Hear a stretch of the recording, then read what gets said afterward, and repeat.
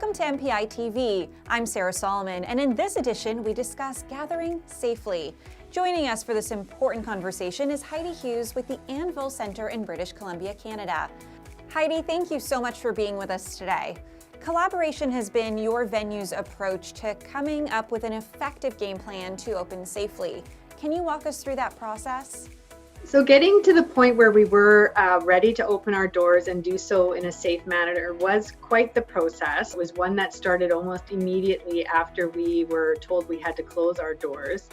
And really it started with collaboration. We really had to get on board as a team to figure this out, and we had to realize that it wasn't a one-size-fits-all approach. Yes, there were guidelines provided to us by various entities, including the Public Health Authority, our local health authority, provincial, municipal legislation or regulations that came out in some manner. But given that events are all very unique, and given that all venues are very unique, you really had to sit down with your venue and your customers and really come up with an approach for each and every event. As for the venue itself, it really took a lot of collaboration with our suppliers and our other service partners to really get everyone on board with making sure that we understood what the requirements were.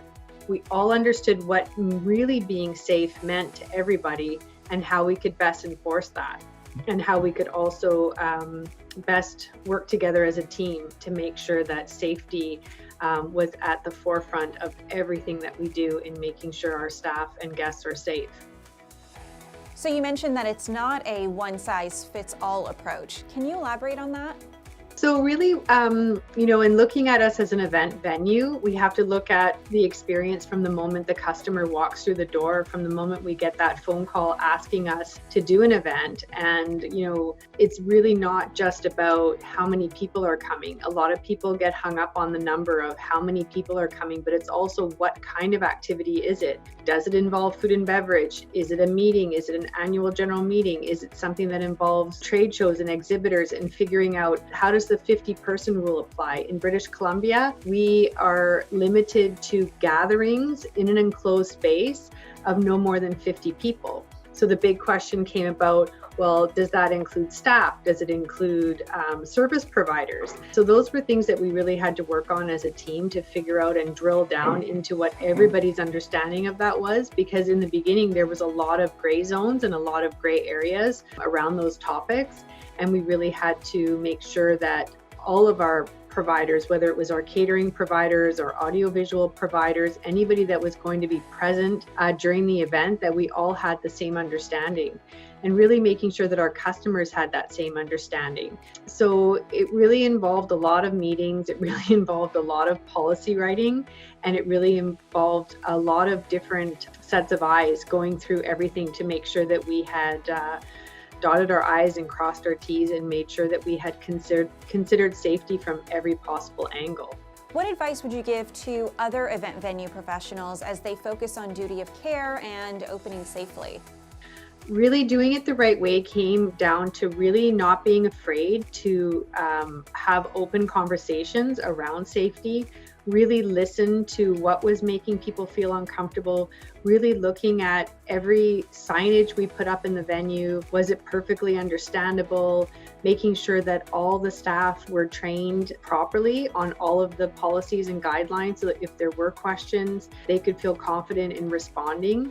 A lot of this is about optics. I think I mentioned that in the article, is that, if somebody's passing by your venue and sees, something happening, is it going to also appear safe, or is it going to, appear as though there's something going on that shouldn't be going on? Because a lot of alarmists right now in terms of the events community, and as soon as anybody sees a group of people, they assume that there could be something going on that's not in line with the provincial health authority or with the provincial health order. So really we have to have a good understanding of what is a lineup going to look like. How do we make sure that people gathering to enter into a show of some kind where they've purchased tickets and reserved a time slot to come into the venue, that they're also, keeping an eye on their physical distance. So those are the types of things that you have to consider from every angle when you're putting an event together. Is how does it actually look once it's happening? Because in theory, we all think, well, we all know we don't want to shake hands. We all know that we shouldn't take photos together and selfies and things like that. But human behavior in certain situations, you can't always control it.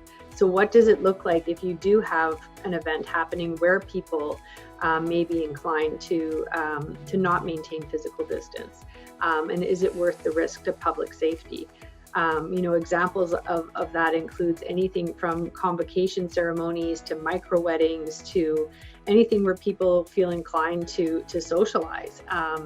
So that's something that all venues have to consider when they're looking at the 50-person gathering rule. Is it really something that they can maintain and enforce? Heidi, thank you so much for sharing some of your protocols and advice with us. And thank you all for joining us on this edition of MPItv. We invite you to read more from Heidi and other meeting professionals in the October issue of the Meeting Professional magazine. Thanks for joining us on MPItv.